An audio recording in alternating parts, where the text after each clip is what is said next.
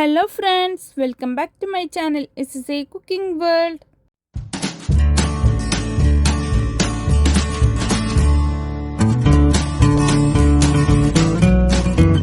ഇന്ന് ഞാൻ നിങ്ങളുടെ മുമ്പിൽ വന്നിട്ടുള്ളത് നല്ല ടേസ്റ്റിയും വെറൈറ്റി ആയിട്ടുള്ള ഒരു പക്കാവടയുടെയും അതുപോലെ തന്നെ ക്യാരറ്റ് ചട്നീൻ്റെയും റെസിപ്പിയുമായിട്ടാണ് കേട്ടോ.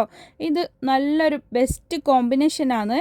റെസിപ്പിയിലോട്ട് കിടക്കുന്നതിന് മുമ്പായി നമ്മളുടെ ഈ ചാനൽ ഇതുവരെ സബ്സ്ക്രൈബ് ചെയ്യാതെയാണ് ഏതെങ്കിലും കൂട്ടുകാർ എവിടെയെങ്കിലും കണ്ടുകൊണ്ടിരിക്കുന്നുണ്ടെങ്കിൽ ഒന്ന് പോയി സബ്സ്ക്രൈബ് ചെയ്യാനും കൂടെയുള്ള കുഞ്ഞു ബെൽ ബട്ടൺ ഒന്ന് പ്രസ് ചെയ്ത് സപ്പോർട്ട് ചെയ്യാനും മറക്കല്ലേ. എന്നാലേ ഞാനിടുന്ന പുതിയ പുതിയ വീഡിയോസിൻ്റെ നോട്ടിഫിക്കേഷൻ നിങ്ങളിലെത്തുകയുള്ളൂ. നിങ്ങൾക്കത് അപ്പോഴപ്പോൾ തന്നെ കാണാനും പറ്റത്തുള്ളൂ. ആദ്യം കാണിക്കുന്നുള്ളത് ചട്നീൻ്റെ റെസിപ്പിയാണ് കേട്ടോ. ഇതിന് വേണ്ടിയിട്ട് മെയിനായിട്ട് ഒരു വലിയ ക്യാരറ്റാണ് ഞാൻ എടുത്തിട്ടുള്ളത്. പിന്നെ 2 പച്ചമുളകും മല്ലിയിലയും 1 ടൊമാറ്റോ പിന്നെ വിനീഗർ വേണം, സിർക്ക പിന്നെ കെച്ചപ്പും കൂടി ഇതിലേക്ക് ഞാൻ ചേർത്ത് കൊടുക്കുന്നുണ്ട്. പാകത്തിനുള്ള ഉപ്പും കൂടി വേണം. ഈ ക്യാരറ്റിനെ നല്ലപോലെ പകുതിയായിട്ട് അല്ലെങ്കിൽ നല്ലോണം നൈസായിട്ട് അരിഞ്ഞിട്ടാണെങ്കിലും ഇട്ട് കൊടുക്കുക. ഇങ്ങനെ ഇടിയോടെ ഇട്ടിട്ടാകുമ്പോൾ അത് കുറച്ച് അരിയാൻ പാടാണ്. അപ്പോൾ മിക്സിയുടെ ചെറിയ ജാറിലേക്ക് ഞാൻ ഇതൊക്കെ ഇട്ട് കൊടുക്കുന്നുണ്ട്. അവസാനം മല്ലിയിലും വെച്ചെടുത്തു. അതിനുശേഷം ഒരു 1 ടേബിൾ സ്പൂണ് കെച്ചപ്പാണ് ചേർത്ത് കൊടുക്കുന്നുള്ളത്. ഈ കെച്ചപ്പ് ചേർക്കുന്നതിന് പകരം ഷുഗർ ചേർത്ത് കൊടുത്താലും മതി, കുഴപ്പമൊന്നുമില്ല. ഷുഗർ ഒരു എരിവും മധുരവും ഒക്കെ ആയിട്ട് ഈ പുളിയൊക്കെ ഉണ്ടാകുമ്പോൾ ഈ ചട്നിക്ക് നല്ലൊരു ടേസ്റ്റാണ് നമുക്ക് കിട്ടുന്നുള്ളത്. ഇതിലേക്ക് ഒരു 1 ടേബിൾ സ്പൂണ് വിനീഗർ കൂടിയാണ് ഇപ്പം ഞാൻ ചേർത്ത് കൊടുത്തിട്ടുള്ളത്. പാകത്തിനുള്ള ഉപ്പും ഈ ടൈമിൽ തന്നെ ഇട്ട് കൊടുക്കാം. എന്നിട്ട് നല്ല പോലെ നമുക്ക് ഇതിനെ അരച്ചെടുത്ത് വരാം. ഇതിലേക്ക് താളിപ്പിൻ്റെ ഒന്നും ഒരു ആവശ്യമില്ല, ഇത്ര മാത്രം മതി. നമ്മളുടെ ചട്നി ഇവിടെ റെഡി ആയിട്ടുണ്ട്. ഇത് നമുക്ക് എന്തിൻ്റെ കൂടെ വേണമെങ്കിലും കഴിക്കാൻ നല്ലൊരു ടേസ്റ്റി ആയിട്ടുള്ള ഒരു ചട്നിയാണ് കേട്ടോ. ഇത് അടുത്തത് പക്കാവട തയ്യാറാക്കാൻ വേണ്ടിയിട്ട് ഒരു ചോപ്പർ ഞാൻ എടുത്തിട്ടുണ്ട്.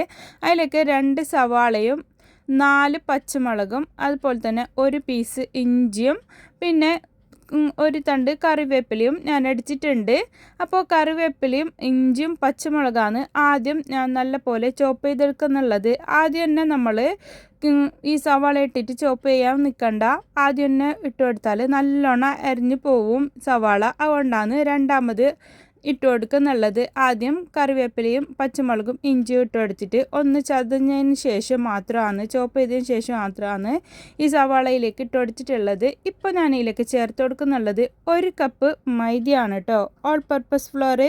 പിന്നെ 3/4 കപ്പ് കടലമാവില്ലേ, കടലപ്പൊടി, അതാണ് കേട്ടോ 3/4 കപ്പ് ഞാൻ ചേർത്ത് കൊടുക്കുന്നുള്ളത്. 1/2 കപ്പ് ആദ്യം ഇട്ടു, 1/4 കപ്പ് പിന്നീട് ഇട്ടു. അങ്ങനെ 3/4 കപ്പ് കടലപ്പൊടിയും 1 കപ്പ് മൈദയും പാകത്തിനുള്ള ഉപ്പും പിന്നെ അസഫോട്ടിയുടെ പൊടിയില്ലേ കായപ്പൊടി, അതാണ് ഒരു 1/2 ടീസ്പൂൺ ചേർത്ത് കൊടുക്കുന്നുള്ളത്. ഇപ്പോൾ ചേർത്ത് കൊടുത്തിട്ടുള്ളത് ഒരു 1/4 ടീസ്പൂണ് ബേക്കിംഗ് സോഡയും കൂടിയാണ്. എന്നിട്ട് ഇത് ആദ്യം നമുക്ക് കൈവച്ച് തന്നെ നല്ല പോലെ ഒന്ന് കുഴക്കാം. അതിനുശേഷം ഇതിലേക്ക് എത്രത്തോളം വെള്ളം ആവശ്യമുണ്ട് അതിനനുസരിച്ചിട്ട് ഇത് നല്ല പോലെ ഒന്ന് ഇങ്ങനെ വലിയുന്ന രൂപത്തിലില്ലേ അങ്ങനെ ആക്കിയിട്ടാണ് ഇതിൻ്റെ മാവ് വേണ്ടത്. അങ്ങനെ ഇത് നല്ല പോലെ കൈകൊണ്ട് തന്നെ ഒന്ന് മിക്സ് ചെയ്തെടുത്തതിന് ശേഷം നമ്മൾ ഇതിലേക്ക് വെള്ളം ചേർത്ത് കൊടുക്കുന്നുണ്ട് കേട്ടോ. ഒരു 1/4 കപ്പിൻ്റെ അടുത്ത് വരെ വെള്ളം ഞാൻ ഇതിലേക്ക് ഒഴിച്ചെടുത്തിട്ടുണ്ട്. കൂടുതൽ വെള്ളം ഒഴിക്കണ്ട, നല്ലോണം ലൂസ് ആവശ്യമില്ല. ഒന്നിതാ ഇതുപോലെ ഇങ്ങനെ നമ്മളുടെ കയ്യിൽ നിന്ന് ഇങ്ങനെ വിട്ട് പോകുന്നില്ലേ, അത്രയൊക്കെ ആയിട്ട് കിട്ടിയാൽ മതി. കുഴച്ചിട്ട് ചപ്പാത്തിക്കൊക്കെ കുഴക്കുന്ന ആ രൂപത്തിലൊന്നല്ല വേണ്ടത്. നമുക്കറിയാലോ പക്കവടക്കൊക്കെ എത്രക്കാണ് നമ്മളുടെ അതിൻ്റെ കൺസിസ്റ്റൻസി വേണ്ടതെന്ന്, അതുപോലെ ചെയ്യാം. ഒരു പാൻ അടുപ്പത്ത് വെച്ചിട്ട് അതിലേക്ക് സൺഫ്ലവർ ഓയിൽ ഒഴിച്ചു കൊടുത്തിട്ടുണ്ട്. അത് ചൂടായി വന്നതിന് ശേഷം ഇതുപോലെയാണ് ഞാൻ ഇതിനെ ഇട്ട് കൊടുക്കുന്നുള്ളത്. അപ്പോൾ ഇങ്ങനെയൊക്കെ ആയിട്ട് ഇങ്ങനെ നമ്മൾ ഇങ്ങനെ വടി പോലെ ആയിട്ട് ഇങ്ങനെയൊക്കെ ഇട്ട് കൊടുക്കുമ്പോൾ നമുക്കത് നല്ല പോലെ ക്രിസ്പി ആയിട്ട് കിട്ടുകയും ചെയ്യും. അത് കഴിക്കുന്ന ടൈമിൽ നമ്മൾ ഇങ്ങനെ ഫിംഗർ ഫ്രൈഡ്സ് ഒക്കെ ഉണ്ടാവില്ലേ, അതുപോലെ ഇങ്ങനെ കയ്യിലെടുത്തിട്ട് ചട്നിക്ക് മുക്കിയിട്ട് കഴിക്കാനും നല്ല രസമാണ്. അപ്പോൾ അതുകൊണ്ടാണ് ഞാൻ ഇങ്ങനെ നുള്ളി ഇട്ട് കൊടുത്തിട്ടുള്ളത്. നമ്മൾക്ക് എങ്ങനെയാണോ ഇട്ട് കൊടുക്കാൻ ഇഷ്ടം അതിനനുസരിച്ച് ഇട്ട് കൊടുക്കാം. ഒരു സൈഡ് മൊരിഞ്ഞ് വന്നതിന് ശേഷം മറ്റേ സൈഡ് തിരിച്ചിട്ട് കൊടുക്കാം. എന്നിട്ട് 2 സൈഡും ഒരുപോലെ ഗോൾഡൻ ബ്രൗൺ ആയി വരുന്ന ടൈമിൽ നമ്മൾക്ക് ഇതിനെ ഇതിൽ നിന്ന് കോരി മാറ്റാം. എളുപ്പത്തിൽ എല്ലാവർക്കും ചെയ്യാൻ പറ്റുന്ന ഒരു മെത്തേഡാണ് കേട്ടോ ഇത്. ചായ തിളക്കുന്ന ടൈം മതി നമുക്ക് ഇതിനെ ഫ്രൈ ചെയ്ത് എടുക്കാൻ വേണ്ടിയിട്ട്. നല്ല ടേസ്റ്റാണ് അവ. എന്തായെങ്കിലും ഇതുവരെ ഇതുപോലെ തയ്യാറാക്കി നോക്കിയിട്ടില്ലാത്തവർ എന്തായാലും ട്രൈ ചെയ്തിട്ട് നോക്ക്. എല്ലാവർക്കും ഒരുപോലെ ഇഷ്ടപ്പെടും. അത് ഉണ്ടാക്കിയ പാട് തന്നെ ചൂടോടെ കഴിക്കുന്നതായിരിക്കും ഏറ്റവും ബെസ്റ്റ്. അപ്പോൾ ഇതുണ്ടാക്കിയിട്ടാകുമ്പോൾ തന്നെ പാത്രം കാലാവുന്ന വഴിയൊന്നും അറിയുന്നതേ ഇല്ല. അത്രയ്ക്കും ടേസ്റ്റാണ് ഈ ചട്നിയുടെ കൂടെ ഇത് കഴിക്കാൻ വേണ്ടിയിട്ട്. ഈ ചട്നി ഇതുവരെ ആരും അങ്ങനെ ഉണ്ടാക്കിയിട്ടുണ്ടാവില്ല.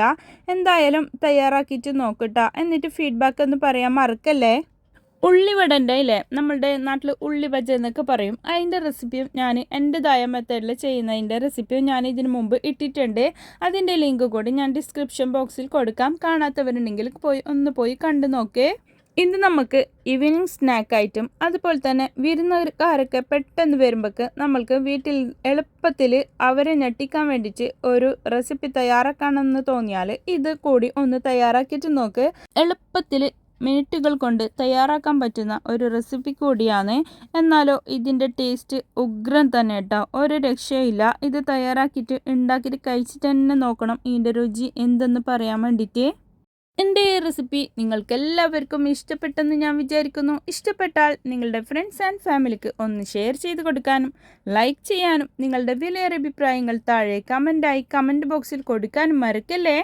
ഇനിയും ഒരുപാട് പുതിയ റെസിപ്പീസുമായും കിച്ചൺ ടിപ്സുമായും നിങ്ങളുടെ മുമ്പിൽ വരുന്നത് വരെ എല്ലാവർക്കും ബൈ. Thanks for watching.